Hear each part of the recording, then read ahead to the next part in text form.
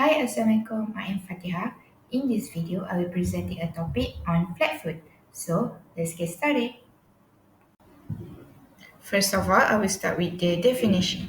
So, a flat foot or flat feet is a person with a flat feet has no visible arch in the foot when they stand, and the entire soles of the feet touch the floor, which means that your foot is flat or almost flat on the floor. So as you can see here are the foot anatomy illustration on a flat foot and a normal foot. So the first picture is a flat foot illustration and the second one is a normal foot illustration.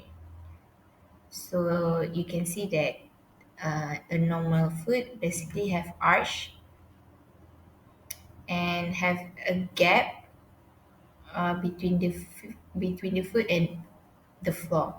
So the flat foot usually there's no gap, so the skin basically touch the floor.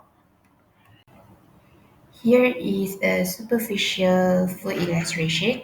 As you can see here, supination means that when you walk, your weight tend to be more on the outside of your foot, while pronation means that when you walk, your weight tends to be more on the inside of your foot. So as you can see here in the picture, flat foot usually tend to be pronation, which means it's leaning inwards to your body.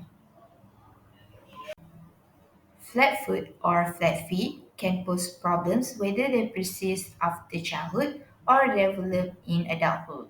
So these are the types of flat foot. Firstly, flexible. Flexible flat feet are the most common one. You can see the arch in the feet when you are standing. However, the arch disappears when you put weights on the feet. So flexible flat foot comes on during childhood or the teen years. It affects both feet and gradually gets worse with the age. Next one, rigid. So a person with rigid flat feet has no arch when standing or sitting. This condition often develops during the teen years and gets worse with age. So your feet may feel painful. It can be difficult to flex the feet up or down or move them side to side. The third one is the fallen arch, which acquired during adulthood or later. So the foot arch unexpectedly drops or collapses. The fallen arch causes the foot to turn outward and can be painful. The problem may affect only one foot.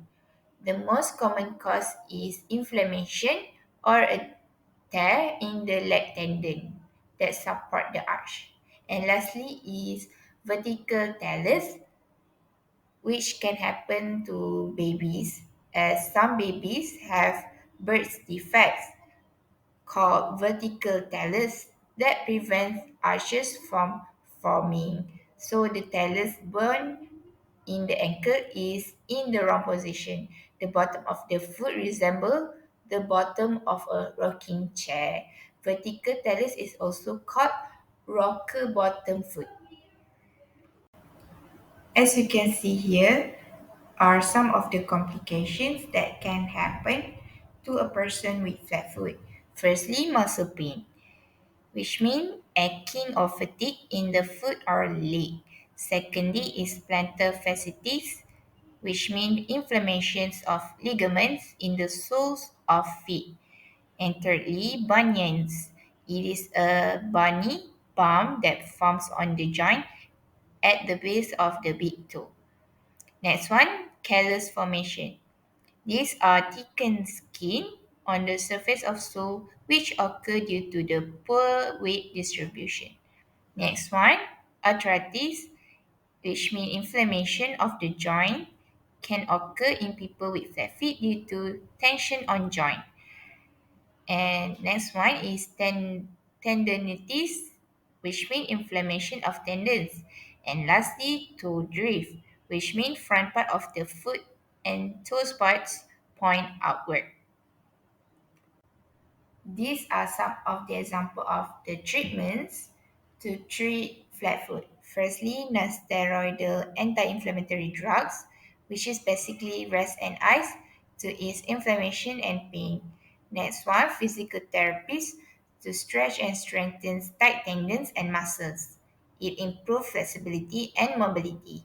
Next one, supportive devices like foot orthotics, foot or leg braces, and custom-made shoes. Next, avoid high-impact sports such as rugby and football that can cause a lot of damage to the foot. And lastly is flat foot surgery can be considered when you want a permanent solution to the cause of flat feet. That is all from me and thank you for listening.